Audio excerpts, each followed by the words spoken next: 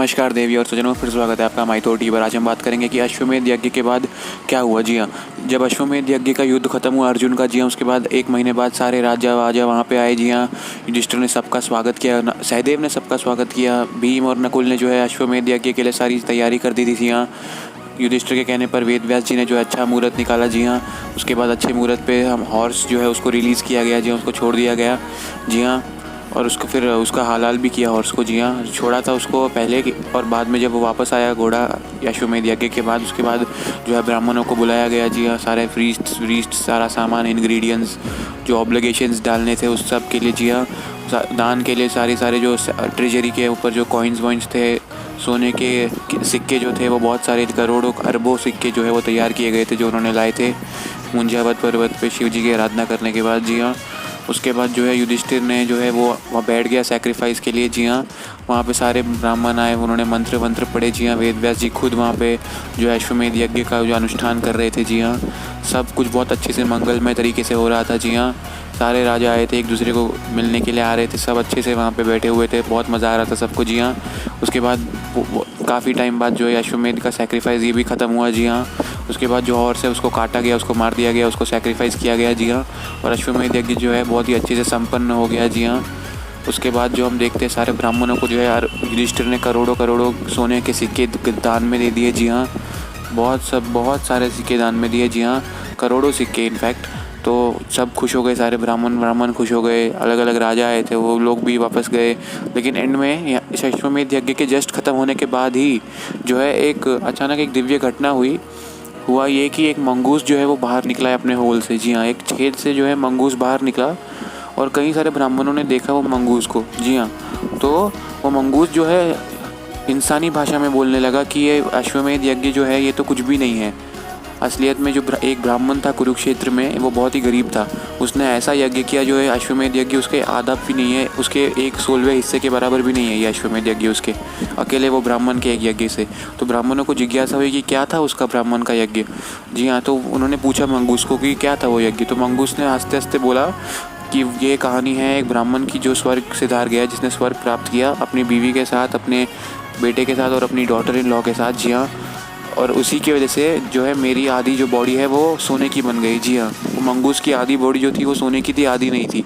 जी हाँ, तो क्या कहानी क्या थी कि उसके बाद मंगूस ने पूरी कहानी बताई। तो कहानी ये है कि एक ब्राह्मण था। जी हाँ, उसके घर वो काफ़ी जो है डिसिप्लिन रहता था, ऑस्टरीज करता था और उसके मरने का काल भी सामने ही आ गया था। जी हाँ, तो यमदेव जो है धर्मदेव जो है वो आए परीक्षा लेने के लिए वो ब्राह्मण की। जी हाँ, उसके घर पे आए और वो बहुत ही गरीब था।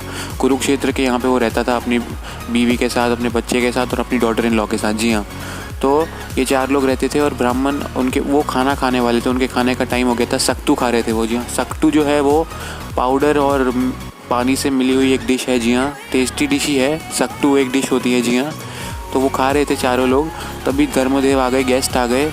तो उन्होंने बोला कि आइए बैठिए। तो सबसे पहले जो है ब्राह्मण ने खुद अपना जो है सख्तू जो है वो धर्मदेव को खिला दिया, यानी कि ब्राह्मण को खिला दिया। जी हाँ, गेस्ट को खिला दिया। जी हाँ, लेकिन गेस्ट ने बोला कि मुझे और भूख लगी है और खाना है। तो उसके बाद उस ब्राह्मण की बीवी ने बोला कि मेरा भी सख्तू इसे दे दो, कोई बात नहीं, मैं वैसे भी एक धर्मपरायण स्त्री हूँ, मेरा सख्तू, आपका सख्तू भी गया, मेरा भी जाएगा, कोई बात नहीं। तो बीवी का भी सख्तू उन्होंने दे दिया वो धर्मदेव को। जी हाँ, गेस्ट को।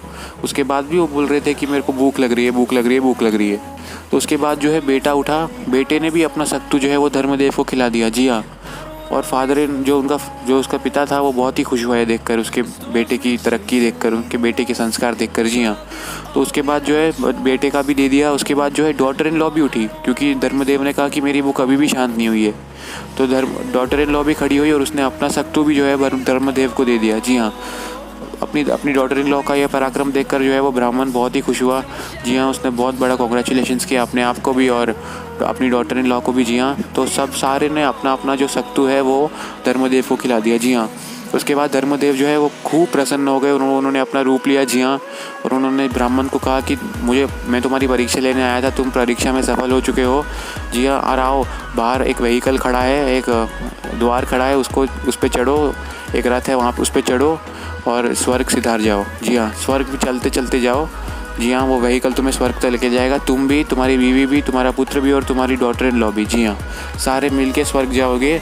जी हाँ, तो सारे ब्राह्मण वामन भी खुश हुआ। जी हाँ, और वो सक्तु वक्तु जो है वो एक मड के साथ, एक मिट्टी के साथ मिक्स हो गया। वहाँ नीचे पानी गिरा हुआ था, तो जो सक्तु है वो पाउडर और पानी का एक डिश है, तो वो जो नीचे मिट्टी थी उससे मिक्स हो गया थोड़ा, उससे स्मेल आने लगी। मिक्स नहीं हुआ, उससे खुशबू आ रही थी वो सक्तु की। जी हाँ, वो मिट्टी से।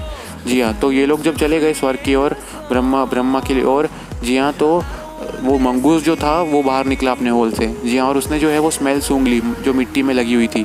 जी हाँ, सक्तु की स्मेल आ रही थी मिट्टी से, क्योंकि पहले उसे उधर ही गिरा हुआ था थोड़ा, तो अभी नहीं गिरा था, लेकिन उसकी स्मेल आ रही थी सक्तु की वो मिट्टी से। जी हाँ, तो वो मिट्टी सूंघी उसने और उसकी आधी बॉडी जो है वो सोने की बन गई। जी हाँ, मंगूस की। तो वो अपनी पूरी बॉडी सोने की करने वाला था, और वो आया था यहाँ पे ये युधिष्ठिर के सैक्रिफाइस पे। लेकिन युधिष्ठिर के सैक्रिफाइस पे उसकी पूरी बॉडी सोने की हुई नहीं, इसलिए उसने बोला हंस के कि ये अश्वमेध यज्ञ तो कुछ भी नहीं है ब्राह्मण के यज्ञ के सामने। जी हाँ, तो ये थी इस मंगूस की पूरी कहानी। जी हाँ, उसके बाद जो है जन्मजय ने वैशंपायन से पूछा कि ये असलियत में ये मंगूस था कौन। तो वैशंपायन बोलते हैं एंड में जाके, जी हाँ, कि ये मंगूस जो था असलियत में क्रोध था, क्रोध यानी कि एंगर। जी हाँ, एंगर था, ये क्रोध था, जो जमदग्नि जी के जो है वो एक सेरेमनी कर रहे थे जमदग्नि जी, उनके जो है दूध में मिक्स हो गया था। जी हाँ, मिक्स हो गया था दूध में, और दूध को जो है इम्प्योर कर दिया था। लेकिन क्रोध ने जो है माफ़ी मांगी थी जमदग्नि जी से। जमदग्नि जी ने उसे कुछ नहीं कहा, वो बहुत ही शांत थे, बिल्कुल गुस्सेल नहीं थे वो ज़्यादा। जी हाँ, तो वो उन्होंने बोला कि मेरे एंसेस्टर से माफ़ी मांगो, जाओ मेरे पूर्वजों से माफ़ी मांगो। तो पूर्वजों ने जो है उसे क्रोध को श्राप दे दिया था कि वो मंगूस बन जाएगा। जी हाँ, और फिर जाके जो है वो युधिष्ठिर के सैक्रिफाइस में आया और तब जाके वो मुक्त हुआ। जी हाँ, तो ये कहानी थी इस पूरी मंगूस की। जी हाँ, तो इससे जो है वो क्रोध जो है वो अपने श्राप से जो है मुक्त हो गया। जी हाँ, क्योंकि उसने धर्म के पुत्र युधिष्ठिर को जो है चुप करा दिया अपने हंसने से। जी हाँ, इसलिए जो है उसे जो श्राप मुक्त हो गया वो। जी हाँ, तो बस इस वीडियो के लिए इतना ही था। तब तक के लिए goodbye, thank you so much. शब के आगे हम जानेंगे कैसे कैसे महाभारत जो है एंड में ख़त्म हुआ। जी हाँ, आगे धीरे धीरे। इस वीडियो के लिए इतना ही, bye, thank you so much.